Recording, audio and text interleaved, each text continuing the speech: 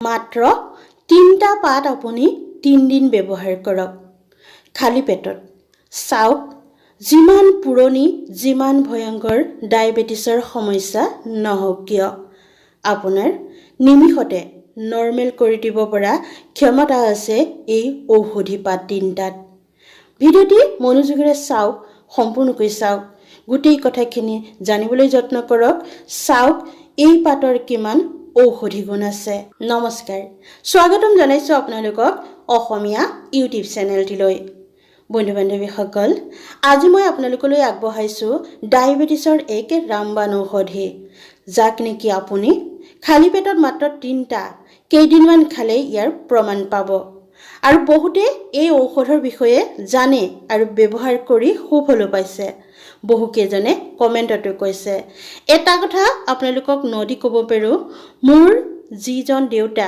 মোৰ দেউতাৰ খুব সুগাৰৰ পেশেন্টে খুব বেছি সুগাৰ আছে ডায়াবেটিছ তেওঁকো ৰাতিপুৱা খালি পেটত মাত্ৰ ইয়াৰে 3টা পাত খাবলৈ দিয়া হয় আৰু সেই যে ডায়াবেটিছ বহুত বেছি আছিল সেয়া লাহে লাহে কমিবলৈ আৰম্ভ কৰি এতিয়া সম্পূৰ্ণ নিৰোগী নিৰ্মল নৰ্মেল হৈ আছে গতিকে আপোনালোকেও এই যে যি পাত এই পাত ব্যৱহাৰ কৰি আপোনালোকৰ ডায়াবেটিছ পেশেন্টক নৰ্মেল কৰি ৰাখিব পাৰে চাওক ভিডিঅ'টি সম্পূৰ্ণকৈ চাওক কেনেকৈ ব্যৱহাৰ কৰিব লাগিব আৰু কেনেদৰে খাব লাগিব তাৰ বিষয়ে সবিশেষ জানি লওক ভিডিঅ'টি কাটি নাচাব কাটি চালে কি হ'ব আপুনি গোটেই কথাখিনি বুজি পোৱাত অসুবিধা হ'ব তাৰ আগতে যদি আপুনি এই চেনেলটি এতিয়াও সাবস্ক্ৰাইব কৰা নাই তেতিয়াহলে প্লিজ সাবস্ক্ৰাইব কৰি লব কাৰণ ইয়াতে মই আমাৰ অসমৰ বন দৰৱসমূহ চিনাকি কৰি দিয়াৰ প্ৰয়াসেৰে ভিডিঅ' দি আহিছো আৰু এই যে বন দৰৱসমূহ চিনাকি কৰি দিও এই নহয় বন দৰৱসমূহ আমি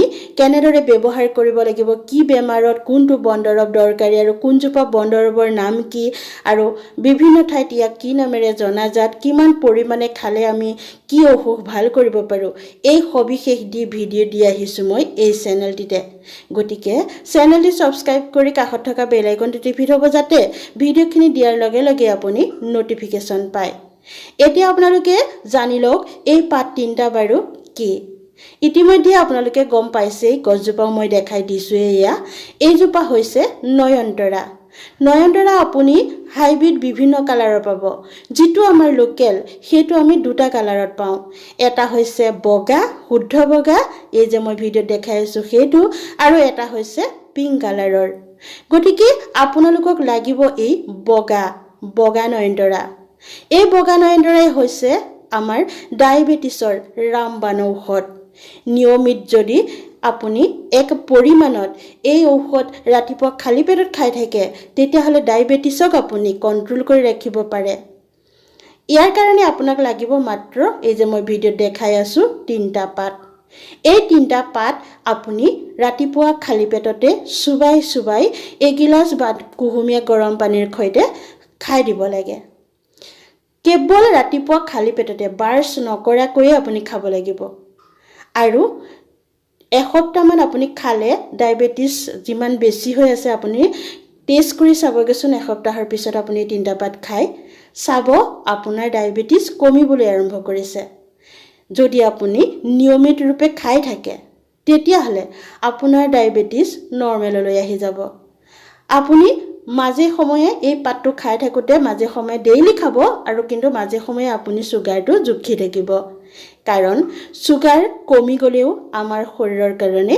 মহা বিপদ বেছি হলেও বিপদ আৰু কম হলেও বিপদ এইখিনিতে যদি আপুনি ডায়াবেটিছৰ লগতে হাই ব্লাড প্ৰেছাৰটো ভুগি আছে তেতিয়াহলে আপুনি কি কৰিব লাগিব যেহেতু খালি পেটতে এফুটা নহৰু খাবলৈ দিয়া হয় এতিয়া যদি খালি পেটত আপুনি এই পাত 3টা খায় তেতিয়াহলে নহৰু কেতিয়া খাব তেনেকুৱা এটা দুধুৰ ভাৱ হয়তো আপোনাৰ মনলৈ আহিব পাৰে আপুনি কি কৰিব এগিলাস পানী লব লৈ এই পাত 3টা প্ৰথমতে চুবাই আপুনি খাই দিব খাই তাৰ পাছতে আপুনি এফুটা নহৰু টেবলেট এটা খোৱাৰ নিচিনাকৈ গিলি খাব গিলি থৈ দিব আৰু এগিলাস পানী লগালগ খাই দিব হৈ গল আপোনাৰ হাই ব্লাড প্ৰেছাৰৰ কাৰণে নহৰু ফুটাও আপুনি খোৱা হল আৰু যি আপোনাৰ ব্লাড সুগাৰ আছে তাৰ কাৰণে আপুনি 3টা পাত খালে ৰাতিপুৱা খালি পেটতে এগিলাস কুহুমীয়া গৰম পানীৰ সৈতে চাওক আপোনাৰ ব্লাড প্ৰেছাৰে হওক আৰু চুগাৰে নহওক আপোনাৰ